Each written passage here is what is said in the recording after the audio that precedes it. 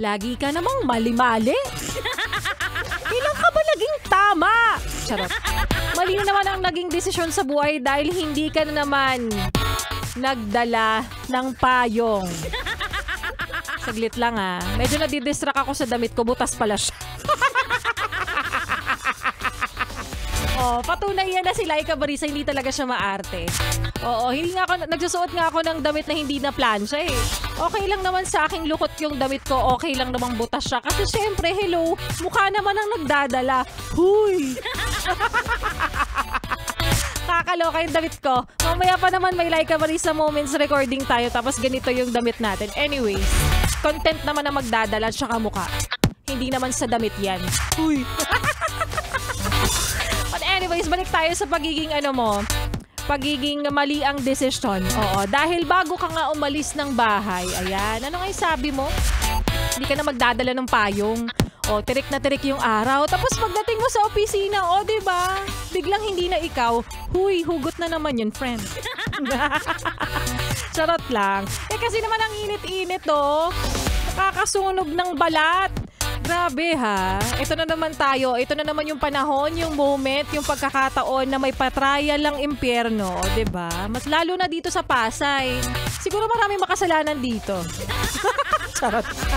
Alam ko, isa ka na naman kasi sa tinamad. Kasi mahaba yung payong mo na maaaring hindi mo siya dinala kasi baka mamaya saan mo na naman mailagay, maisabit mo na naman sa jeep tas makalimutan mo. Diba? Namigay ka na naman, nag-charity ka na naman ng payong. Isa ka na naman sa nagsabing okay lang, ang iinit lang naman yan. Diba? Di nga, iniiyak-iyak ka dahil ayan ang hapdi ng mukha mo, diba? Tiis pa more, tas di ka naman nagsa-sunscreen.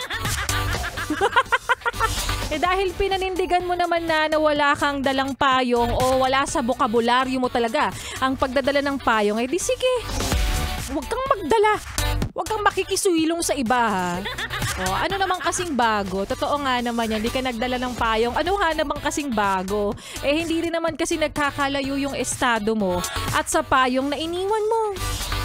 Madalas iwan. Madalas kalimutan at self. Maayong hapong muli sa mga maot at guwapa na yes friend natin. Kasama nyo na nga kakwentuhan, kachismisan at kaututang dila rin ng hashtag yang na yang kahit mainit, fresh na fresh pa rin. Laika Barista from 3 to 6 p.m. dito pa rin sa iyong paboritong istasyon. Nakabonding ang 101.1 Yes FM. At para sa iyo ate, kuya, nanay, tatay, lolo at lola na nagsasabing kailan ba kami makakatanggap ng himala o kaya naman biyaya. Kasi may nanalo na naman sa loto, kailan naman yung kami?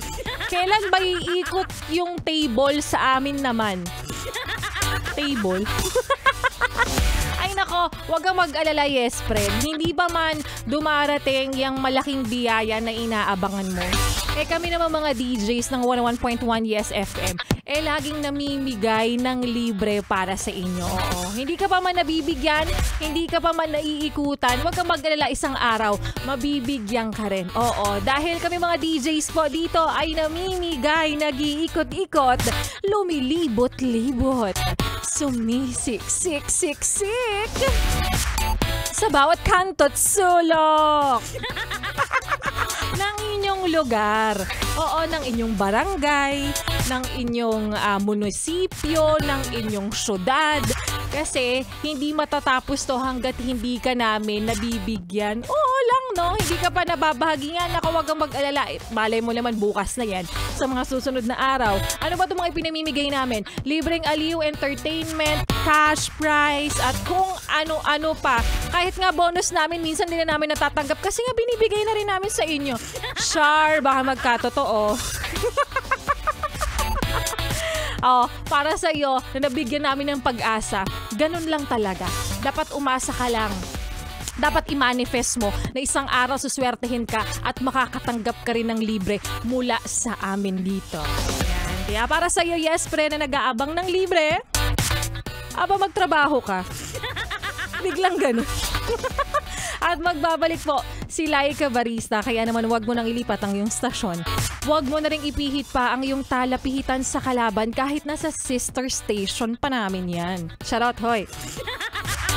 Dahil mamaya, sa aking pagbabalik.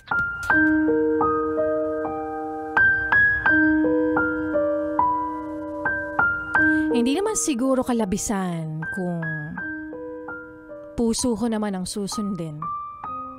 Kasi sa maraming pagkakataon, laging utak ang sinasabing dapat sundin. At yan ngang muli, Yespre, ng kwento ng ating Laika Barista moments na mapapakinggan natin mamaya. Sa aking pagbabalik. Pero ituloy pa natin. Tutukan mo pa at sabayan mo pa ang kantahan habang ikaw ay nakikipag-bumper to bumper ngayon sa daan kasama ang susunod nating kanta. Na para sa'yo, oo, ang kantang ito sa'yo'y nagpapakalma. Na paborito ng marami, pero kapag yun nga lang nakarami, medyo hindi na healthy. Kaya naman here's ang article naman sa part na yun. Kaya naman here's Dessert by Knowin. Dito pa rin sa iyong paboritong istasyon nakabonding ang 101.1 Yes FM.